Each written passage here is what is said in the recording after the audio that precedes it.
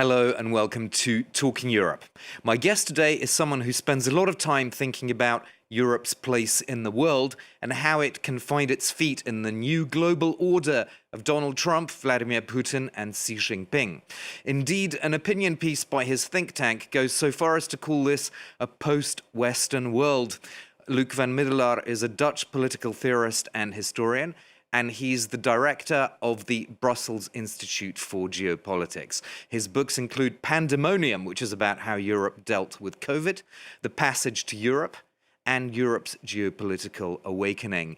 And he joins me from Brussels today. Luuk, thank you so much for being my guest. You have something called the 1989 Project, and that, of course, was a year of historic change. Is 2025 a comparable turning point?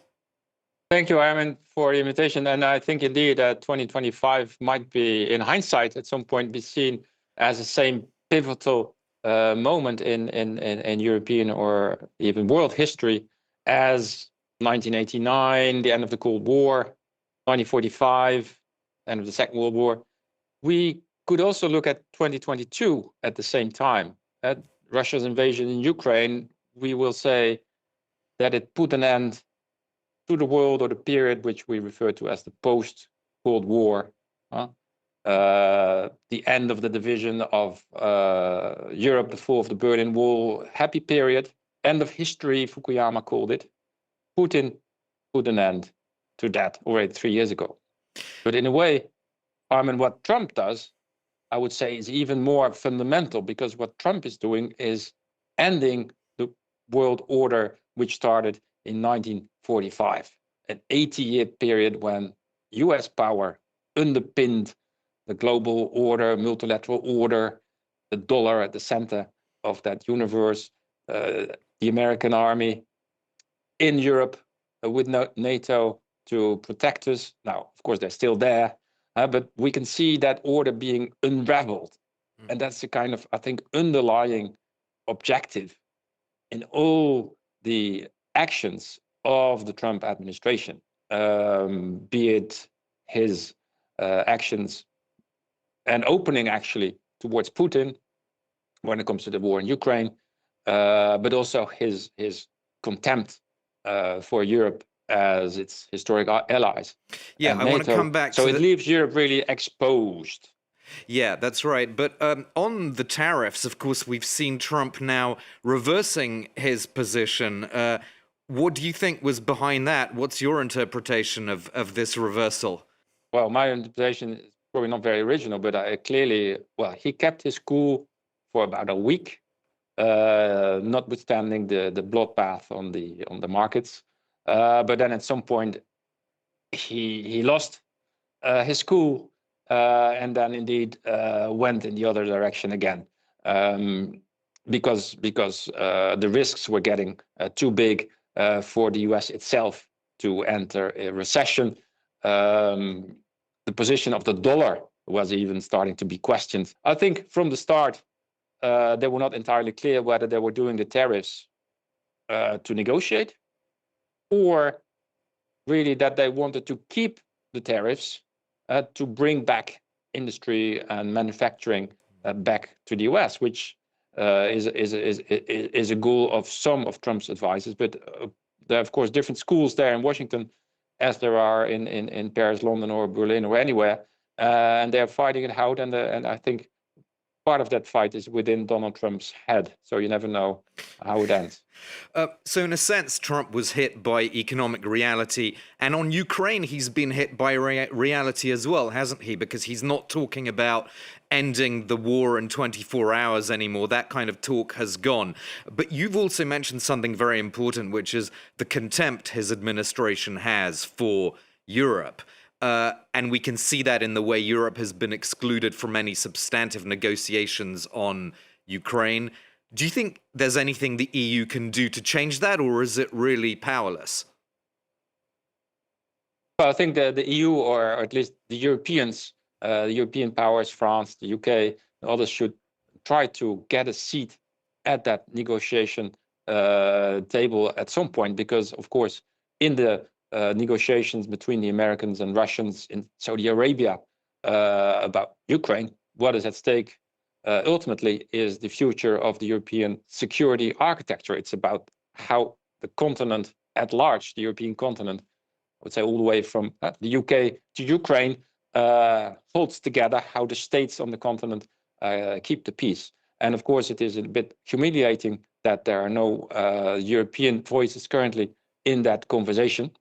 And on defense, European defense matters, you wrote a book, as I said, Pandemonium, about how the European continent dealt with the COVID pandemic. One of the innovations we saw in that time was this joint borrowing, because people felt a real sense of urgency and threat.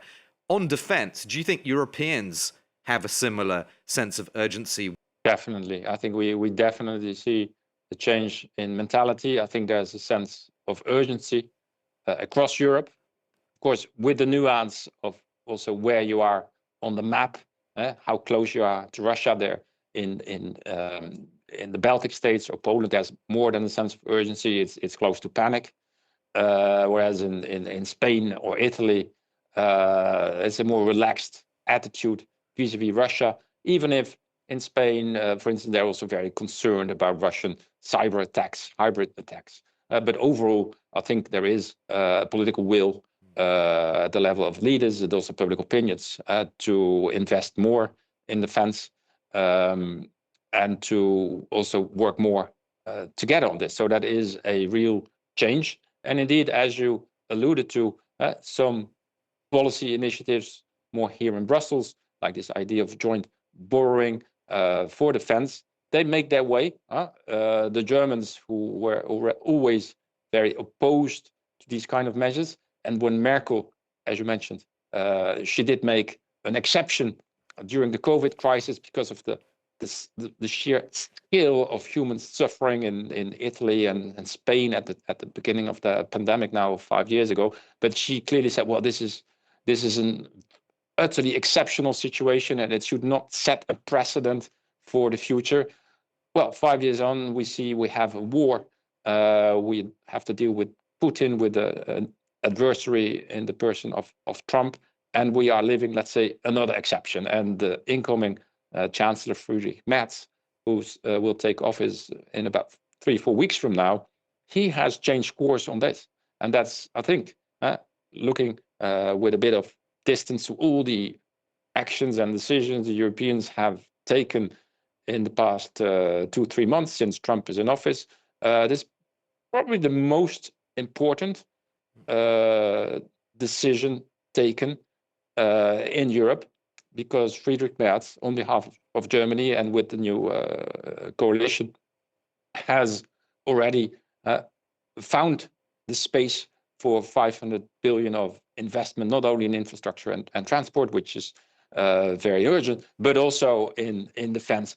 And also, in a way, so to say, exporting that loosening of the fiscal rule book to the rest of the EU. Yeah, Merz, of course, does want to relax that debt brake, as you mentioned, but then we've seen opposition to this kind of spending in other capitals, not least in the Netherlands, where members of the Dutch parliament voted against the kind of spending required in this rearm EU plan. We've seen some opposition as well in the Italian government, so it's by no means a unanimously accepted idea. You're right, it's not unanimously accepted, but I think, well, I don't know about the Italians in detail, but the Dutch, I think, will come along once they see how Germany's position has changed. And Germany really is the central player here, because it is the strongest economy. It had also the strictest budget rules, is very attached to them. So when Germany relaxes these rules for itself and also encourages its neighbors and European partners to do the same, that is a general movement Germany can set into motion, and that Dutch and some opposition, Italians and others, will not so easily stop. So I think the fundamental change is afoot in that field. Just one quick final question, because we're running out of time, Luuk, but I wanted to ask you about all this new talk about strategic autonomy in the EU. And you've done a lot of work on something that you call tech sovereignty. The EU Commission has presented its AI continent action plan. Do you see the EU making progress in these areas, or is it just kind of a lot of talk at the moment and not that much concrete movement?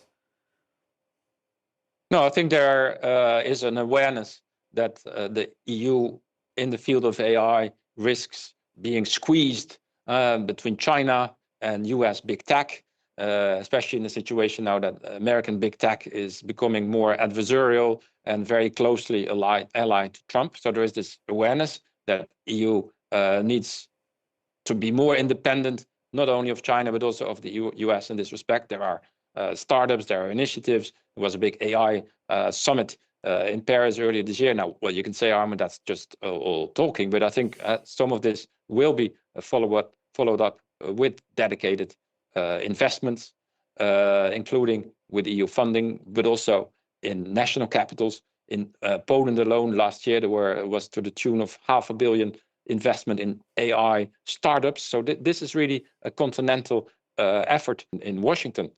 They look at the 21st century as the era of AI, of wars that are fought with different means, and so do the Chinese. So all of this, I think, also for Europe, is linked to getting ready for a new, rougher era, a rougher world order where we have to be able to defend ourselves.